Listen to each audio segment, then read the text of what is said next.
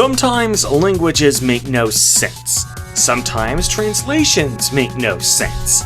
Sometimes translations can be so inaccurate that they become the stuff of legend. Today, I'd like to honor the best of the worst. What's up guys, it's Sir Thorn here, and welcome to a new type of video on this channel. A video where I take famous quotes from movies, video games, and history that are originally in the English language, translate them into some foreign language, and then translate that foreign language back to English.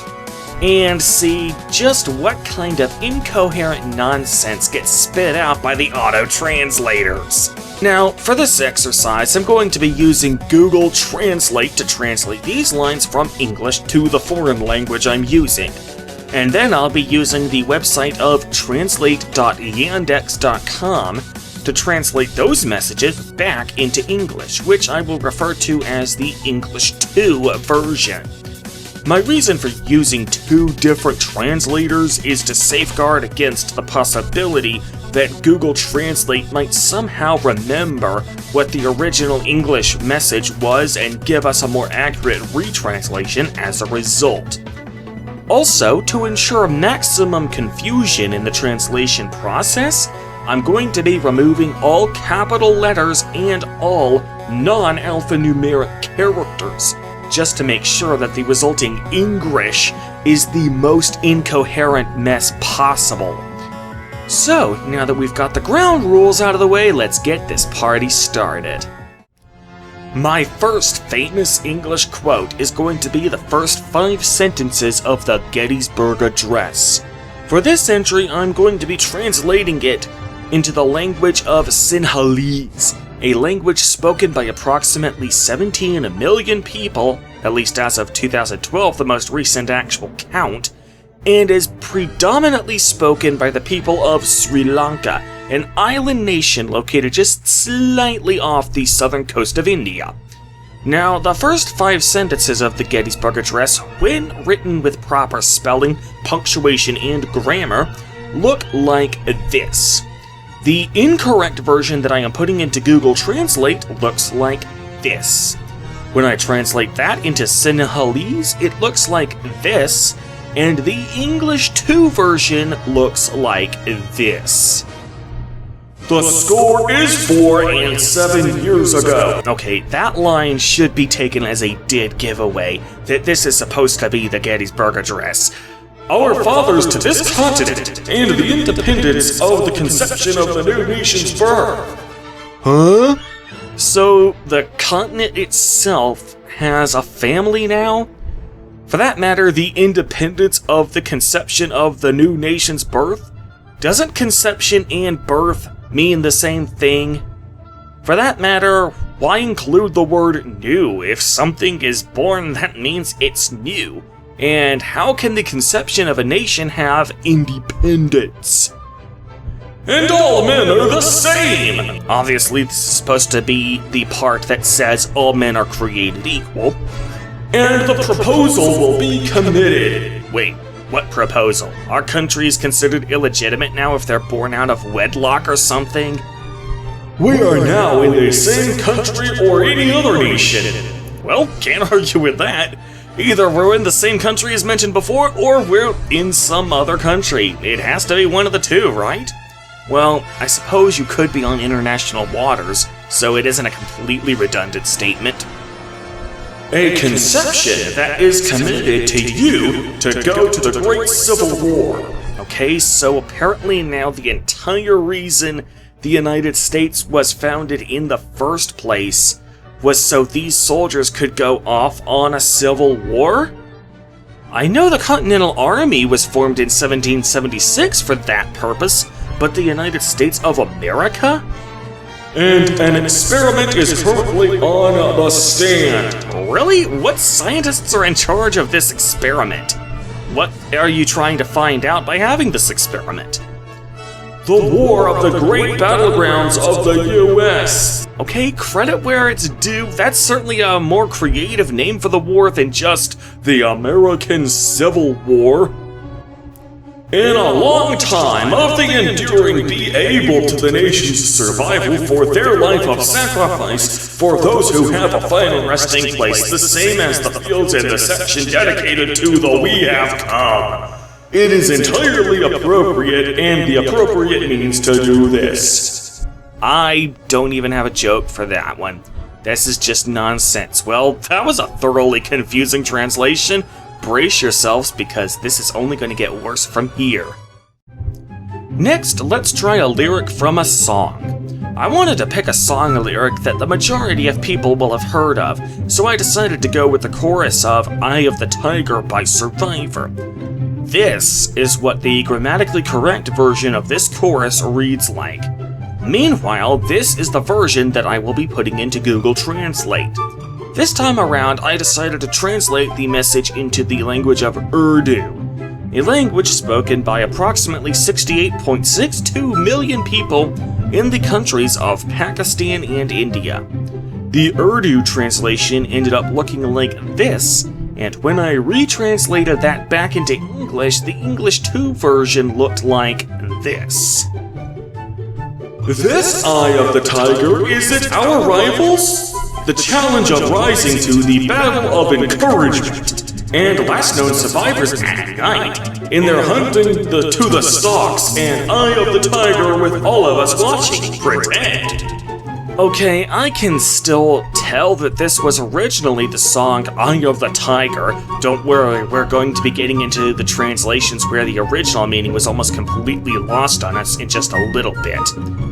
But I do want to point out, in their hunting to the stalks, I get this image in my head of farmers carrying shotguns around their cornfields, patrolling and looking out for elk, who might be eating their stalks. Then the word pretend is the last word of the sentence following a comma. Who's pretending? What are they pretending to do? Shut up and don't question it, I guess. Next, let's try a quote from a video game, and this is where we're getting into the sort of translations where you literally cannot tell what the original message said at all unless you already knew what the original message said. For this entry, I decided to go with Ulfric Stormcloak's impassioned speech about why he fights for Skyrim. The grammatically correct version of his speech looks like this. The incorrect version that I put into Google Translate looks like this. This time I translated into the language of Kannada, a language spoken by 43 million people in the Indian province of Karnataka.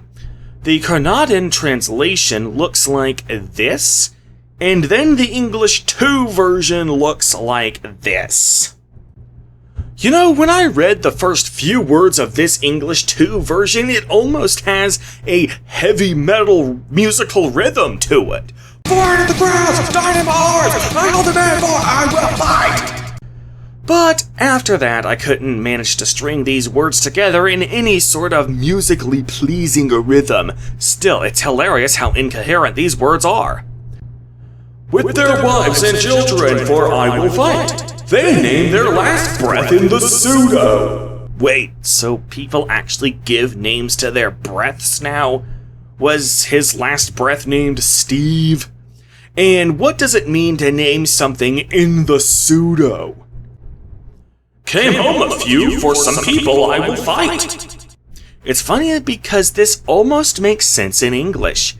He came home for a few, aka a few days, just so he can meet up with some people he had agreed to fight.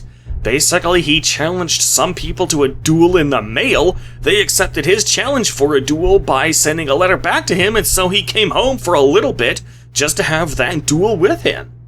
How he managed to get leave from the army to come home for such a petty thing is anyone's guess, but at least the sentence makes sense in English. An empire of the debts of the poor are my people. It almost sounds like somebody has absorbed all the debts of impoverished people, taken those debts off of the poor as a form of bankruptcy relief, and called that company an empire. Like the empire itself is built on absorbing the debts of beggars or something. For I fight that faces him rule, you want for them criminals will be branded, I will fight, so I will fight, so I have already done all the fighting, I did nothing because I fight. You did nothing because you fight. Like, the fact that you fight is the reason why you do nothing. Hey, whatever floats your boat, bro. Okay, now let's try a movie quote. Considering that the whole point of this video is to come up with incoherent gibberish, I figured the best movie quote to use would be the one that was already just incoherent rambling, even in its original context.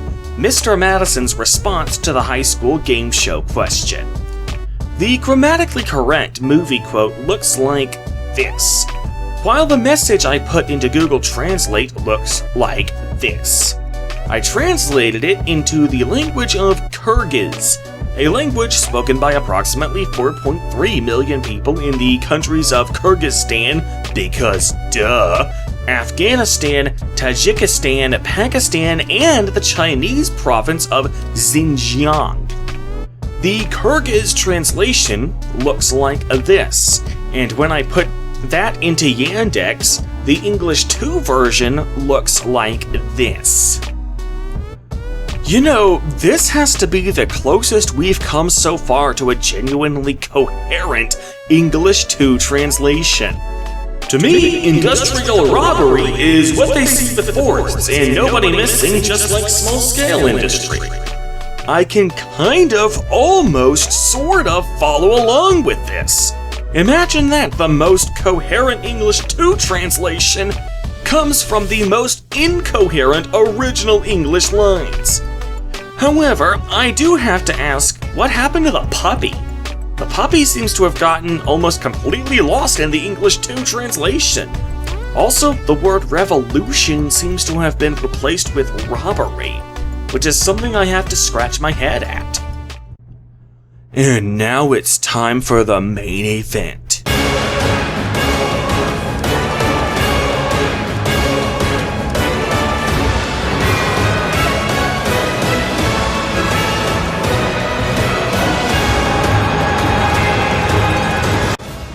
Let's do another movie quote. This one is from The Dark Knight, and it's the Joker giving his backstory about how he got his Glasgow smile.